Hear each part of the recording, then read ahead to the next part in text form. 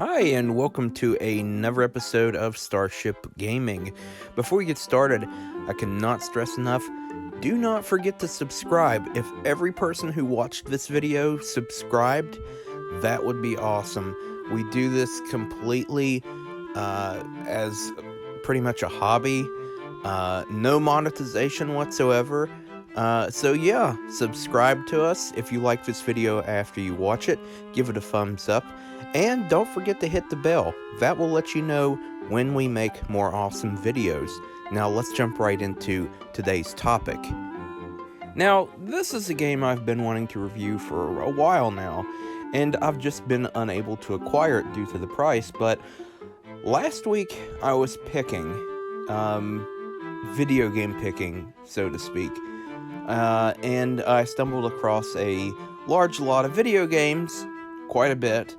And in that box, or I should say in one of several boxes, was the game Incredible Crisis, which is one that I've been wanting to review for a few years now. I remember playing it at a friend's house back in the early 2000s, and it was just such... let's just get into it. Basically, the plot of the game is grandmother Hatsu... It's her birthday, and she wants everyone to be home early, and then chaos pursues from there. Now, I'm not really wanting to give away any spoilers for it, because I really want you to play this game if you can get your hands on it, because, I'm not gonna lie, this game is bananas. As the story progresses, you play as one of 4 characters in the game, and you each have, I guess you could say, as you play your character, as the story unravels, I guess you could say, there's a collection of mini-games for each set of levels and each character. And what surprised me about it was it was released by Titus, which they weren't the original developers of it, but Titus had released, how do I say this, a good number of stinkers over the several years before they got their hands on, I guess, releasing Incredible Crisis. Basically, it has a story.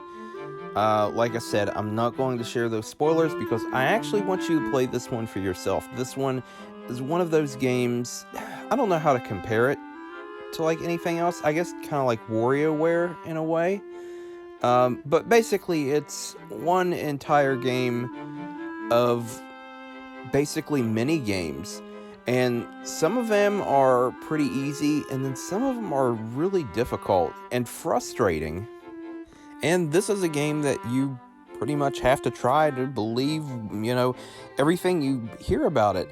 And I'm going to be completely 100% honest. I would probably put this game in the top 10 list of best PS1 games of all time.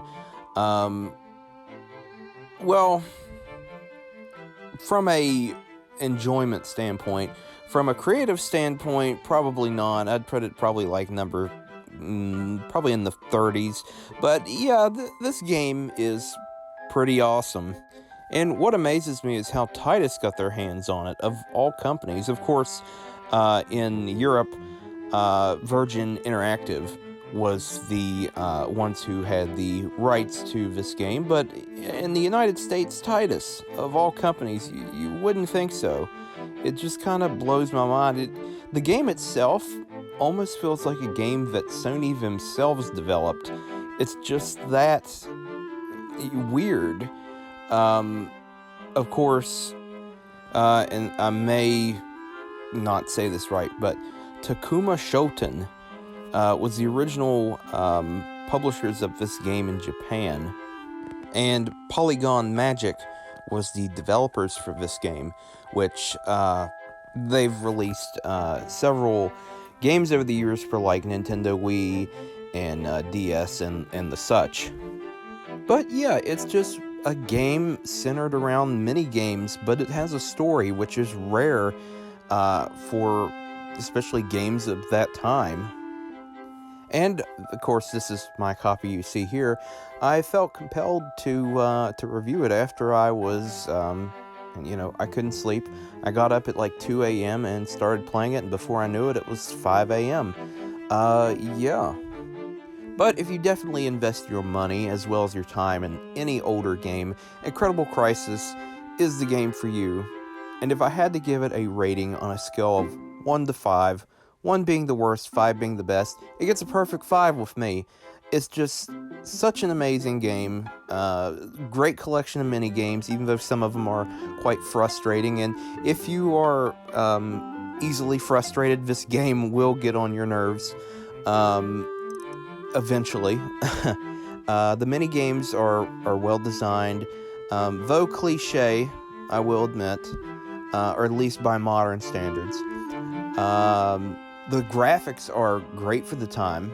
I'm going to be completely honest. They're vibrant, they're bright, and the game itself as a whole is just crazy, or I should say incredibly crazy.